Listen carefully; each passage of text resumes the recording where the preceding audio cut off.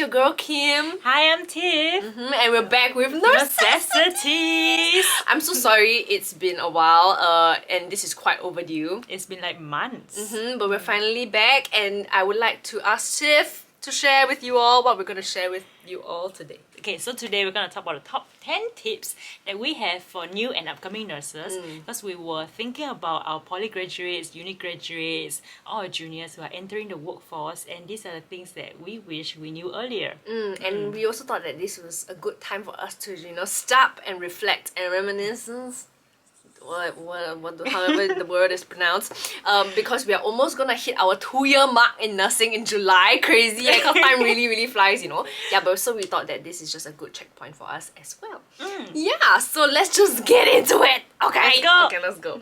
Okay, so how this is gonna work is we're just gonna take turns to share our tips. Each of us have collated our top 5 tips. Yeah, okay, so hopefully this doesn't get a bit confusing, but we'll try our best. Yes. Yeah? Okay, so I'll start first. My first tip is very practical, very simple, and it's to have a clipboard. Yeah, so I remember when I was a student, right, I would just use those tiny notebooks that yes, like those that fit in your pocket. Yeah, those very tiny ones that they always give us, right? So I used to use that, but after a while I realized actually I'm a very visual person. It kind of it's just so small, very difficult for me to see. And especially when you're really busy, it's just good to have something huge, if I could have a whiteboard, I would, just scribble on a whiteboard. It around. Yeah, but I can't, right? So I was like, okay, actually a clipboard, even though it's a bit sorting, you're just carrying a clipboard around, a little bit stupid, but it has really helped me sort my things. Yeah, and I color code as well. So in my clipboard, I'm just gonna put a picture, a drawing thing over here, and I'm just gonna keep talking, okay? So basically, on my clipboard, right, I will just arrange everything and color code everything, so it's very easy to see what time my medications are due, what are the things that I have to do for the patient. If there's anything urgent or samples that I need to collect, I usually highlight them in red, because those are the urgent things, right? If there's things for me to do CLC monitoring, just the monitoring chill stuff, but I still have to do it in my shift, usually I highlight it in green. So it's just very easy for me to look and glance, at one glance, right, I'm like, oh yeah, okay, I need to do this for this patient, Okay, so for me, initially when I first started out, I huge time struggle with time management, to the point that my preceptor didn't know what to do with me. She was asking her colleagues who was my senior, I was like, how can I help Tiff without breaking her little heart? How can I talk to her without offending or hurting her? It was so bad. Yes, and every day she would stay back with me 1-2 hours just to get the work done. Yeah. What really helped me is that there's this one point of time she just sent me all the workflow different timing for different shifts. Let's say night shift. So from 9 to 10 you should be doing this. From 10 to 11 you should be taking parameters. From 11 to 12 you should be doing this. And then it helps me keep track of time a lot better, and then I will bring this along with me. So I'm like, okay, I look at the clock, I'm like, okay, by this time I should be moving on from this task. Yeah, and it really helped to keep you in pace, because as you see the clock going like that, and you're like I'm not done yet, and it pushes you to do things a lot faster or figure out how to do things in a more efficient way. Yeah, so I think knowing your workflow and being familiar with it, it really helps. But currently where I am at 2 years down the road, I realized that with experience you start to change your workflow. Yeah, because of changes in the acute setting, because of different things that pop up in the middle of nowhere, and you have to slot it into your workflow, and you learn how to make it more flexible and make it work for you depending on your style as well. Yeah. I think that very nicely flows to my next point. It's just amazing because all our points kind of flow, but we didn't even plan it, okay? But yeah, my next point is to work smart, not just hard and fast. Because I'm someone who really loves routine. I like it when things are consistent. I exactly know my shift is gonna go like that. I'm that kind of person, right? So originally it was good because I was still learning how to, time management and all that kind of stuff. So at the start, that was really good, especially as a student nurse. But I think especially when you grow and you just know how to prioritize things, your time management and everything, and what Tiff said, right, your own personalized workflow, how you want to do things and everything. Once you get the hang of that and you're more in control of that, right, I think that's when I realized it's more important to work efficiently. So for my work currently, it's one patient in one room, and before we converted to our current acute internal medicine ward, which is like a general medicine short stay ward, right? We were a pneumonia ward, so all those like high risk patients, maybe got COVID, that kind of thing. So when you go in, you have to wear full PPE and all that, right? So I think it is quite ridiculous to like, okay, now I take all my para, then you go in full PPE, go in full PPE, go in full PPE. Then after that you have to keep changing. Then okay, now diapers, then you do the same thing again. So I think after that I realized that it's very important to be like, okay, for this particular patient, these are all the things I have to do. I'm gonna go in, whack everything one shot. Like 15 minutes or 20 minutes, I'm gonna go inside there, but I finish everything for that patient. Yeah, I realized that is a lot more important than that, but it definitely helped lah that, you know, I had a bit more experience. I know how to prioritize and manage my time better. So I think that definitely comes with time, but it's something that's very important. Moving on to my next point is to know your ward niche and core competencies. Okay, so I'm in a ward where we specialize in cardiorespiratory, which is the heart and the lung. Yes. So there are certain diagnoses, certain workflow protocols that we have to be very familiar with and we see all the time. Like chest pain protocol, like telemetry, like patients going for angiogram or patients with COPD and like a lot of breathing issues. So if you're in a specialized area like myself, it's helpful for you earlier on in your posting or in your journey to really get familiar with these core competencies. It can be very scary at first because it's very in-depth and it can be skills that you're unfamiliar with, but you know, if you study deeper into it, you might end up enjoying it and it might be something that you pursue further down the road. Definitely. So I mean, like in a cardiorespiratory ward, the common diagnoses are usually like, COPD, asthma exacerbation. I'm guessing. Yeah. Right? So after you really get familiarized with this, but like, oh, this kind of patient, this patient type always comes to my ward, what do the doctors usually order? Then you can like prepare in advance. Or so things are just generally just faster and you know what to expect. Correct. So, okay, my next point is, okay, now it's kind of like a new topic already. So mine is on communication. So I think communicating well is something that's very, very, very, very, very, very important, especially as a healthcare professional. And all the more so when you're new. So I remember I struggled a lot, like in terms of interacting, not just with like patients, but like their family members, like getting scolded by them because you just sound like you don't know what's going on. You're so uncertain, which is true at the same time, yeah. But it's like so important to keep your composure and know how to portray yourself in a very calm, confident manner. So even if you're unsure of things, right, just know how to confidently admit to it and be like, okay, I apologize because I'm not really sure about that. Is it alright if I get back to you in a bit? Like, you just let me read up a bit more, then I'll get back to you in a while. Like you can just go and chill for a while, rather than being like,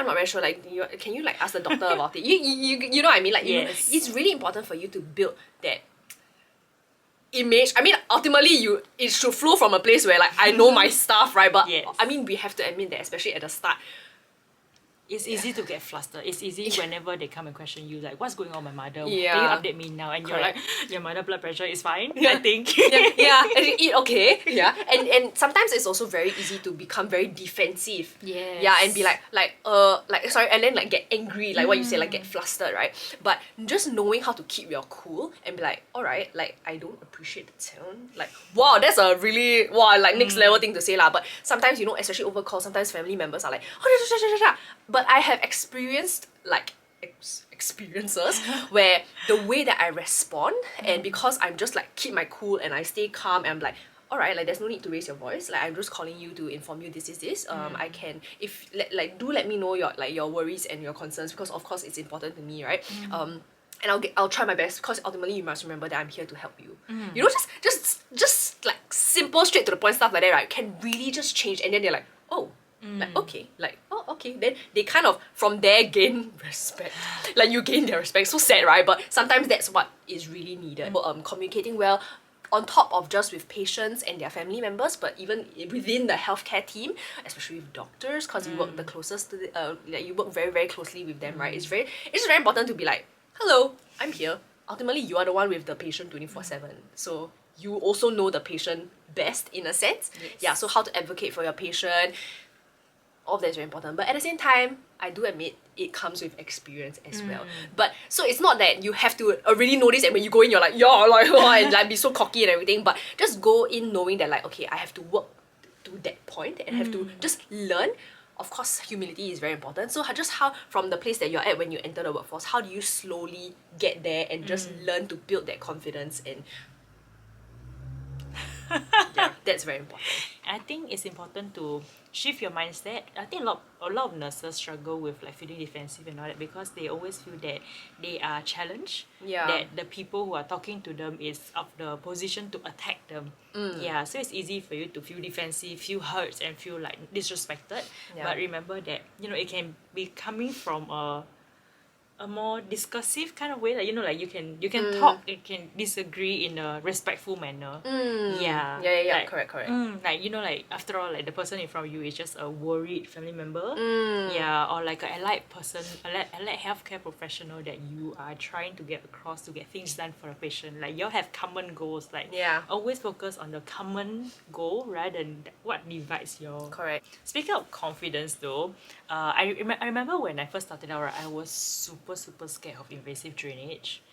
Yeah, like because I'm in cardio respi, right? So things like chest tube, Very common. Yeah, pericardial drain. Like it's like this tube that goes into your person's heart. Into and your I'm like, I thought you were gonna say penis.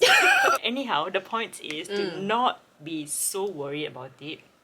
And what helps is for you to familiarize yourself with it, know your stuff, like read up on protocols and read up on why is it a patient has such a drain, how to care for a drain, watch how your seniors do it, learn from them, and practice it. Like if you're nervous first time, just like ask your senior, can you just be here while I do this procedure for the tube? Like let's say you want to clamp the chest tube, do something, check the chest tube whatsoever. So once the senior has said okay, you're good to go, then take time to practice. Yeah, and I think eventually it gets better. Yeah, and definitely. then you build your confidence, and like when actually something goes wrong with the drain, then you can act on it in an appropriate way. Yeah, can you imagine if like you're always so scared, don't dare to touch it, something goes wrong, how will you know what to do? I have a patient who put out a chest tube because he wanted to go to the toilet. He pulled out the chest tube. Yeah. Hello, sir. Okay, so my fourth point. So my fourth point is that perspective is key. So now I think we're kind of moving on to more of like work-life balance, or like how you see work, moving on from like not so much practical stuff, but yeah, perspective is key, and this is both in and out of work. Yeah. So let me refer to what I wrote because I forgot. Sorry, both of us are running on like post AM coffee. Yeah. Okay, so in work, right? Okay, I remember I recently had this junior reach out to me, and she was telling me like, oh, like my heart really hurts because at work, right, like I had to restrain a patient, like oh, I feel so bad, then I always want to spend time with my patients, but like my preceptor say that like cannot because of time management, and you just like because I think a lot of us come into nursing being like, oh, like you just think that it's like cute and like yeah, so cute, like old times with old people, but the reality of it is that it can be quite harsh, like there are times where you really have to pin down the old person and like tie them to the bed. This is coming from a very small person, okay? Like she's tiny. Yeah, so it's like so physical, right? And then sometimes you're like, what am I doing, man? Like, am I a wrestler? So I remember like that junior told me like she just feels very bad lah, and I completely understand because I'm pretty sure like when I was a student as well, like that's how I felt like. But one thing that I like after she was telling me that, one thing that I realized, right, is that even though sometimes the protocols, the procedures that you have to do like seem very harsh, it just seems very like bad, right? But the way that you follow through with them and the way that you go about doing them can still be kind, and you can still be gentle. So I mean you can't gently pin down an old man, to the bed and tie him up. But what I like to do, right, in the little ways that I can. So every time like when I tie patients to the bed, like Okay. whoa, that's all good. When I restrain patients, right, I always make sure that like they're not like on the bed like tied up like that, and then they look like horrible and everything. I always try to make sure that they still look presentable, that there's still a bit of room for their arm to move. There's still a bit of, it's not like they are comfortable, even though they still look comfortable, correct? They just can't move, but they are comfortable, Yeah. And every time I always tell them like, I'm so sorry. Like, I mean, they are confused. Like, I don't even know whether they know, but I always just tell them, I'm so sorry. You gave me no choice. Okay, I gave you a chance. But you still pull out your ice plug! Yeah, like the reality of nursing is just very different, and it can be really a lot more harsh to the idealistic nursing student mind. Yeah, right. Yeah, I think all of us started off that way because like after all, we all enter healthcare wanting to help people. Yeah, and like just the picture of pinning down, fighting someone doesn't really doesn't align with the fact that you want to help someone. Yeah, correct. Yeah. But context is that most of the time we only do it because of last resorts. Yeah, Like these correct. patients are pulling out tubes left, right, center. Like be another patient over there dying.